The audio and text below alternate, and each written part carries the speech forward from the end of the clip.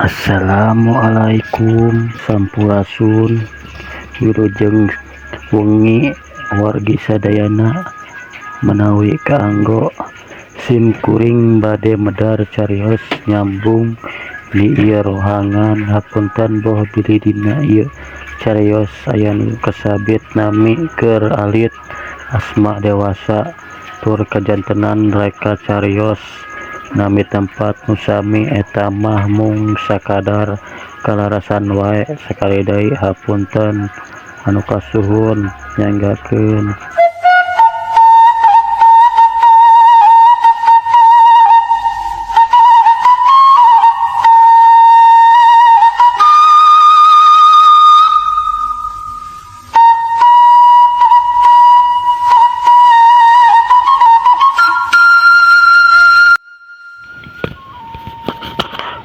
Bray, katingali aya gambaran kahirupan manusia lir umpama nempo film dina TV we.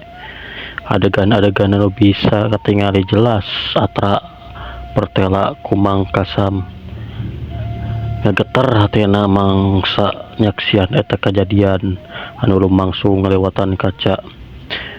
Biinah babarengan jeung Mang Kasam mamalihan sarta jadi loba harta banda, duit namru saja kaya amalayah dipake poya-poya. Mang Kasam ngagero bari bedah deui Cimata.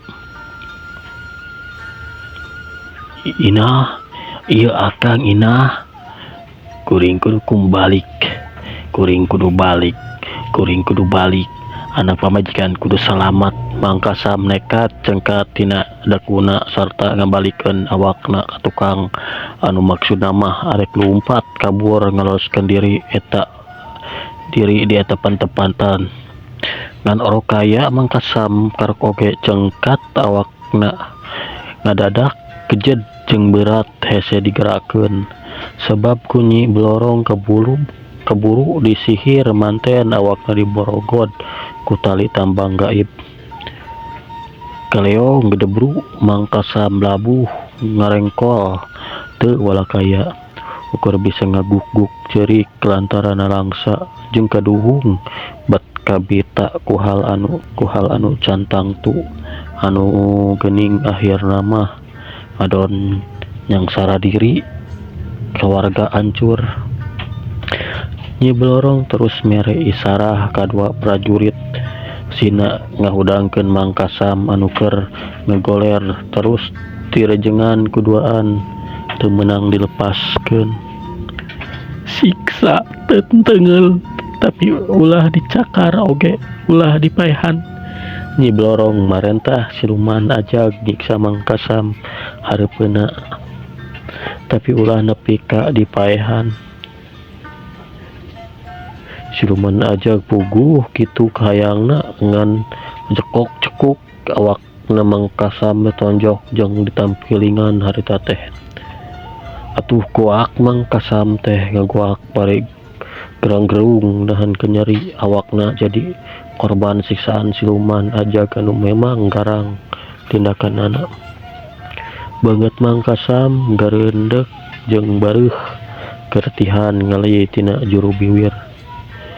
Ngajedog sia manusia, maneh mah bakal jadi lalangit karaton dulu. Moal bisa kabur ngaloloskeun diri ti ieu petempatan ngarti. Cek siluman ajag muncareng ka Mang Kasam. Nyi Blorong kadenge nyarita deui. Cukup ajag bodas nyiksana ulah kamalinaan bisi modar eta manusia. Cek Nyi Blorong bari leumpang ngadeukeutan Mang Kasam anu keur disiksa ku badega-badegana. Mungguh mata kuatir ninggalkeunana.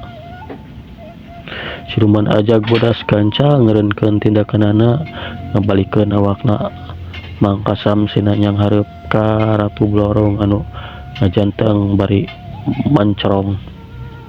Hiuk cilebet tapi Mang Kasam tampiling deui ku Nyi Blorong. Manusia maneh can apalnya unggal anu muja teh moal bisa balik deui ka imah atawa ka alam sorangan deuleu tapi ditukar ku bangsa siluman di negara kula. Pamajikan maneh geus jadi milik siluman anu mangrupakeun maneh kasam. Wayahna kudu diikhlaskeun. Hihihi. Serta tingali deui ku maneh ieu kaca tempo sing telik ngarah heces. Memang ketinggali deui aya hiji gambaran kejadian anu pikeun Mangka Samah monggo mata kaget jeung ketir sebab tembong aya Johana tetela anu jadi ditincakan prajurit katut anu sajena di eta rohangan karaton jadi ubin sarta loba deui jalma-jalma kesasar lampahna kiwari jadi tetapakan imah rahayat di eta negara siluman. Kadang aya nu jadi kursi, aya nu jadi sasak jeung sajabana.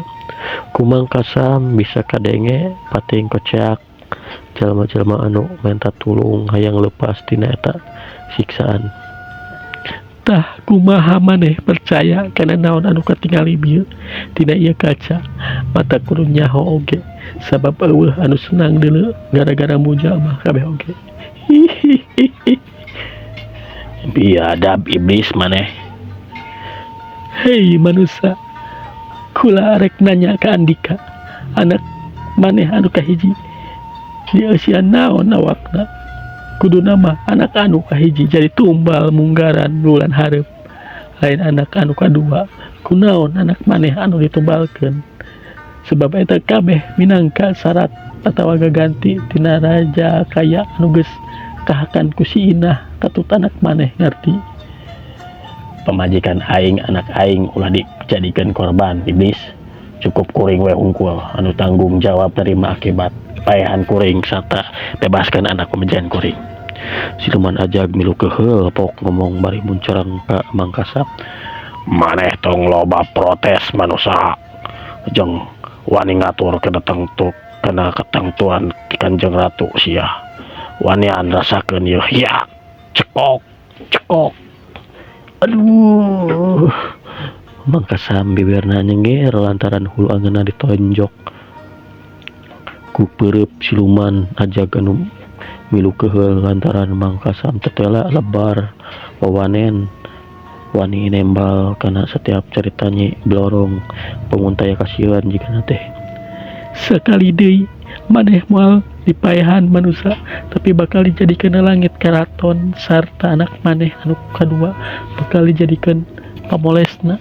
Ieu ngadon menta dipaehan deui sia mah belegung angguran mah geura jawab anu bener.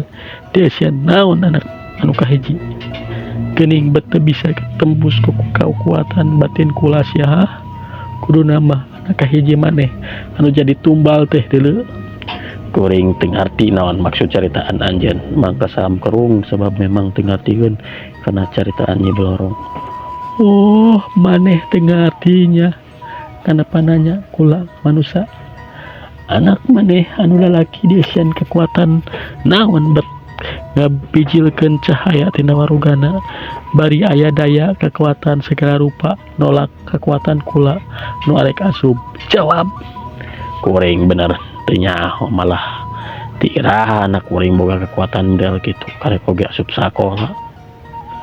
Lain boga kekuatan sia teh kurang ajar.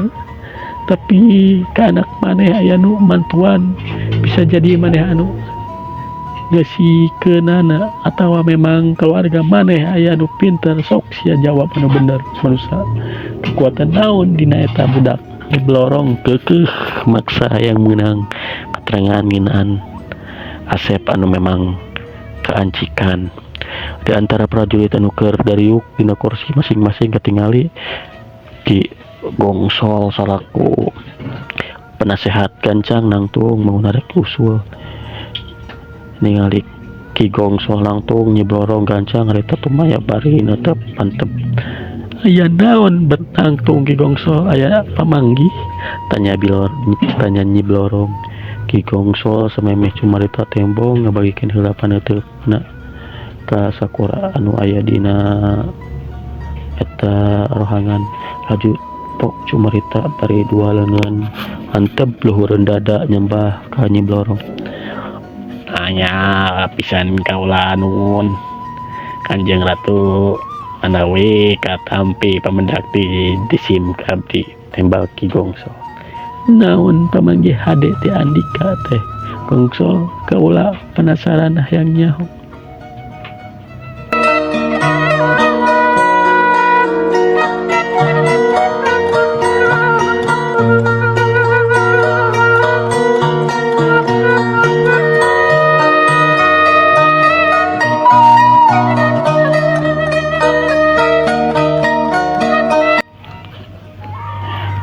Kieu numutkeun disim abdi mah Kanjeng Ratu, naon anu dilisankeun ku eta manusia aya benarna oge.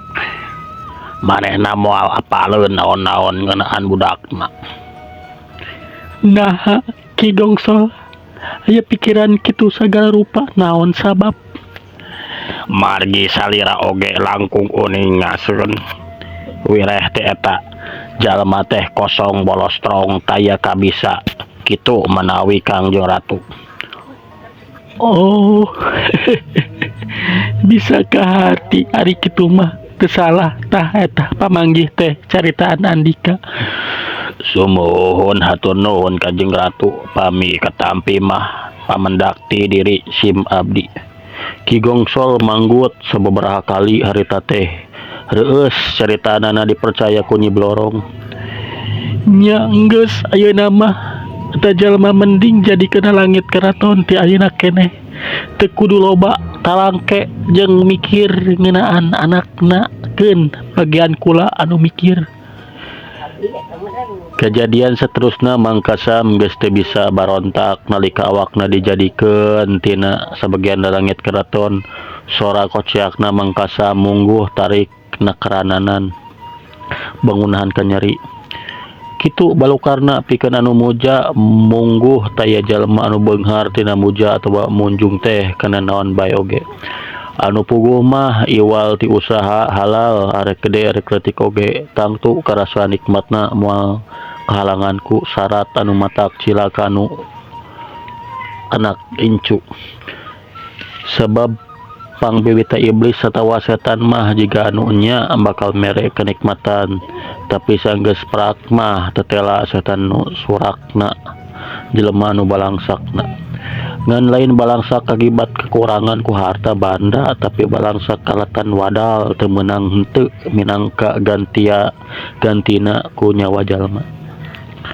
Meh setahun ti harita kayaan bina bener-bener robah, hutang-hutang kaunggal jalma lunas kabayaran. Jelag imahna jadi gedong sigrong, malah boga mobil jeung motor segala rupa. Jalma-jalma nu tadina ngarahina jeung ngajarauhan teh ngadadak simpati.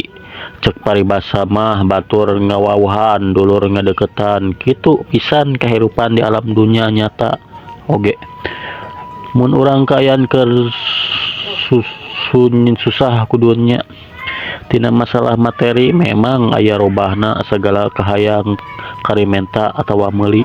Ngan pikeun bina mah batina jadi malik kasiksa, lain senang lantaran salaki jadi galak resep nyiksa ayeuna teh. Sedengkeun ka anak jiga nu ngewa tara mirosea nanya oge mun lain kapaksa-paksa teuing mah da puguh jadi tara.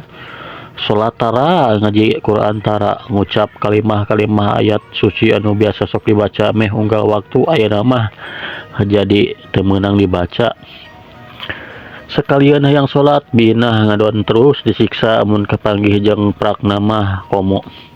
Ngan aya nu leuwih aneh deui pikeun bina mun pareng ngalaksanakeun salat imah teh bat ngarieg jeung aya nu bejad segala rupa batana jiga aya lini.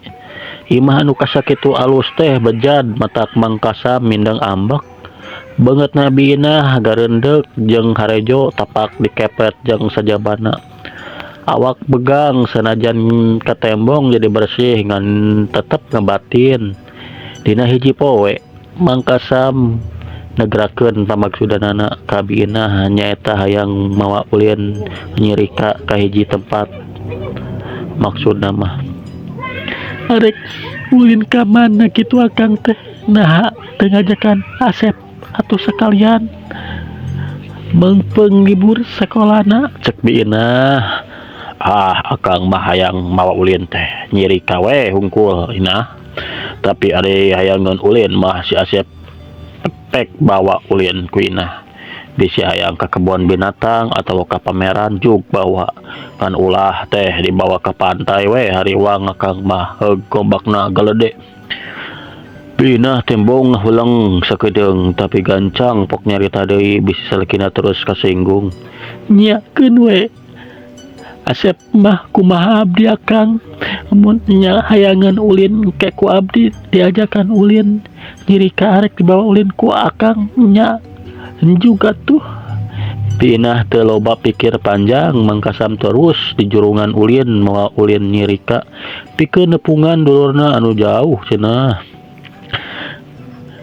Kocapkeun kaum dangu gancangna carita amang kasam sanggeus sadia persiapan mah kencing bae indit bari ngagandong nyirika make pangais anu modern jeung alus biur indit tumpak motor. Sedangkan biina saenggeus sarakina indit gancang buru ka kamarna Asep anu harita keur ngahanca PR tugas di sekolah anu can anggeus. Biina anu tadina rek ngajakan ulin ka Asep jadi ngarengkog niatna terus cicing di lawang kamar sabab budak teh lila beuki lila panonna bat bubur lilengan ka luhur mun seuri kadang aneh katempona teh. Matak teh heran mun sebagian jalma nyerebut anu aneh-aneh ka Asep. Asep tangtu nyeri hate ngadengena sebab tetep jika jiwa jeung pikiranna mah Asep teh normal seperti anu diucapkan ku meh unggal jalma ngahina ka Asep. Ayeuna mun Asep dihina ku batur pasti nyeri hate na taku komobina atuh sesatna indung anu ngandung kabarajelkeun ti keur orok leuwih nyari anakna aya nu ngahina. Peker Asep hidup sing gede milik sing luhur darajatna cu. Mangan bati ngadoakeun hidup sing kuat nandangan segala gogoda. Moal Asep hidup moal jadi jalma runtah tapi hidup bakal jadi hiji jalma nu loba dipika butuh jeung dipika era ku jalma loba. Bina gerentes ngomong sorangan dina jero hatena yakin kanu maha kawasa geus kitu Bina ngaleos deui mulu kamar paranti sarena ninggalkeun Asep anu jongjon nganggeuskeun PR sakola. Dina wanci sore Bina kadatangan Aki Saleh pupuhu eta lembur teu wudu. Bina kaget sabab taya ibar ti anggalna bakal kaanjangan pupuhu lembur poe eta. Duka teuing naon maksudna cagela caritana sukan dilenjengkeun deui.